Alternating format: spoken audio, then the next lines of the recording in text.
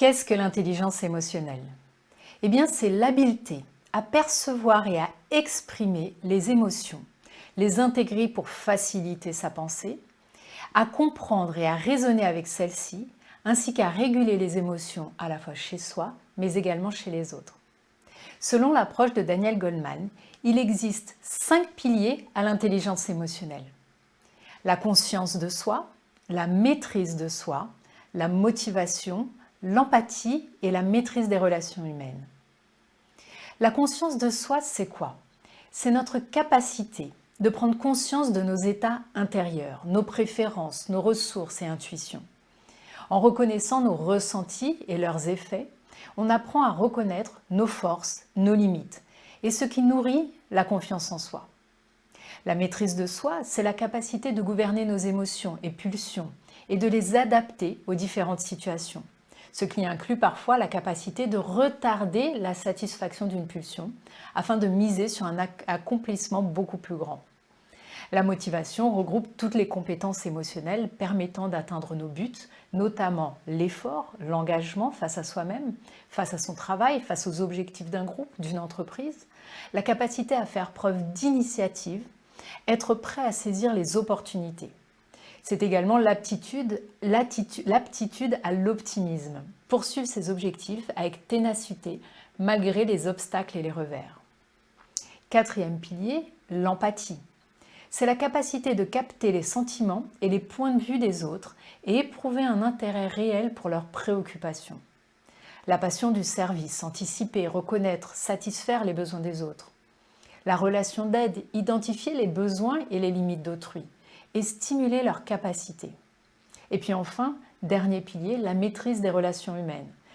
Il réunit toutes les compétences visant à persuader, envoyer des messages clairs et convaincants, inspirer, guider des groupes, des personnes, initier ou gérer des changements, négocier et résoudre des conflits, cultiver des relations, travailler avec les autres à des objectifs communs et mobiliser une équipe. Il est intéressant de prendre ces piliers un à un et de s'auto-analyser afin d'évaluer où nous nous situons et à quel niveau nous pourrions faire davantage ou différemment.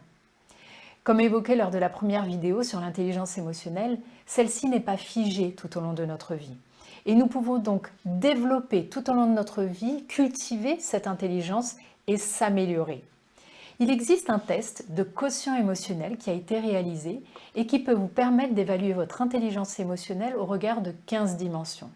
À la fois l'adaptabilité, l'affirmation de soi, la perception des émotions, l'expression des émotions, la gestion des autres, l'autorégulation, le contrôle d'impulsion, les relations, l'estime de soi, l'automotivation, la conscience sociale, la gestion du stress, l'empathie, le bonheur et l'optimisme. Ce test est gratuit et vous pouvez le réaliser en allant sur le site indiqué sur l'image, sur votre écran. Les tests d'intelligence émotionnelle ou de quotient émotionnel mesurent la capacité d'une personne à reconnaître ses propres émotions et celles des autres et à en tenir compte de ces informations dans son comportement, son discours à l'égard des autres. Ce test de quotient émotionnel global mesure les 15 facettes du quotient émotionnel et utilise une approche du quotient émotionnel basée sur la personnalité, qui recoupe plusieurs éléments du système de personnalité scientifiquement validé par Big Five. Bien entendu, comme tout test de personnalité, il ne s'agit pas d'une vérité absolue qui vous définit et vous fige. C'est à prendre comme une base de réflexion. Vous pouvez également échanger sur les résultats avec votre entourage. Quels sont les bénéfices d'un quotient émotionnel élevé? À la fois le fait de maîtriser l'influence de nos émotions, accroître la qualité de nos décisions et éviter des actes irréfléchis, préserver notre concentration et notre présence d'esprit, quelles que soient les circonstances, développer la persévérance, faciliter les relations avec les autres et nos capacités à travailler en équipe. Ça nous permet également de développer nos capacités à nous adapter aux changements, à assimiler les critiques constructives et à éviter les conflits. Ça nous permet également de développer des capacités à se concentrer sur le positif et à ne s'entourer que de personnes positives. Ça nous permet aussi d'avoir une meilleure habileté à nous affirmer et à mettre des limites. Et puis enfin, à lâcher prise sur le passé.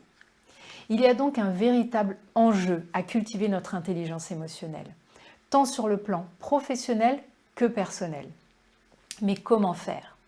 Une solution utilisable à tout moment et en tout lieu, la respiration, et notamment la cohérence cardiaque. C'est une technique de respiration approuvée par de nombreux scientifiques. Ses bénéfices, réduction du stress, fonction cognitive optimale, renforcement de la stabilité émotionnelle, résilience, clarté mentale.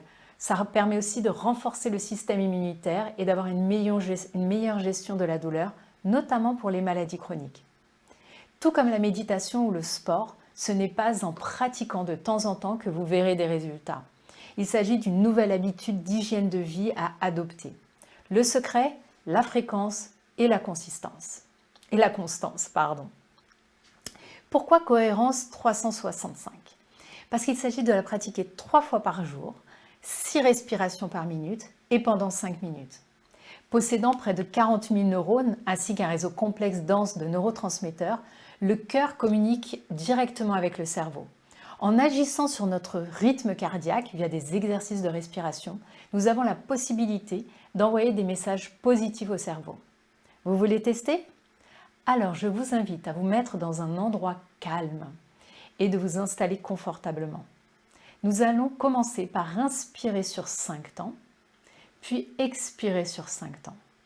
Si vous avez l'habitude d'avoir une respiration très courte ou accélérée, cela peut être inconfortable, voire difficile de tenir sur 5 temps. Je vous encourage à commencer par 3 ou 4 temps, puis d'augmenter progressivement. Vous pouvez fermer les yeux ou fixer un point dans la pièce où vous vous trouvez. Si vos pensées se dispersent, pas de souci. Revenez simplement à votre respiration. Le comptage devrait vous y aider. C'est parti? Alors c'est à nous. Je vous invite vraiment à vous installer confortablement et on va commencer. On inspire, on va essayer d'inspirer avec le nez et d'expirer avec la bouche. Et au maximum, si vous pouvez respirer avec votre abdomen plutôt qu'avec votre poitrine. C'est parti? On commence. 2, 3, 4, 5. On expire. 1, 2, 3, 4, 5. On inspire à nouveau. 1, 2, 3, 4, 5. On expire. 1, 2, 3, 4, 5. On inspire. 1, 2, 3, 4, 5. On expire. 1, 2, 3, 4, 5. Alors dites-moi, comment vous sentez-vous? Vous pouvez intégrer cet exercice dans vos routines quotidiennes. Mais vous pouvez aussi l'utiliser par exemple juste avant un entretien, lorsque vous sentez le stress monter. Pratiquer la cohérence cardiaque permet immédiatement de pouvoir faire une pause, d'observer ce qui se passe sans jugement, simplement ce que l'on ressent. Cela permet de prendre de la distance avec la situation que l'on est en train de vivre, d'identifier une sensation, un besoin, de prendre conscience de son langage intérieur, de réorienter nos pensées si nécessaire et donc de diminuer l'intensité de l'émotion, de la sensation et de la réponse physiologique. Vous avez à présent une belle palette d'éléments pour développer votre intelligence émotionnelle. Mais la prise de conscience ne suffit pas. Si vous souhaitez véritablement progresser, il vous faudra identifier les actions concrètes permettant de faire évoluer vos comportements.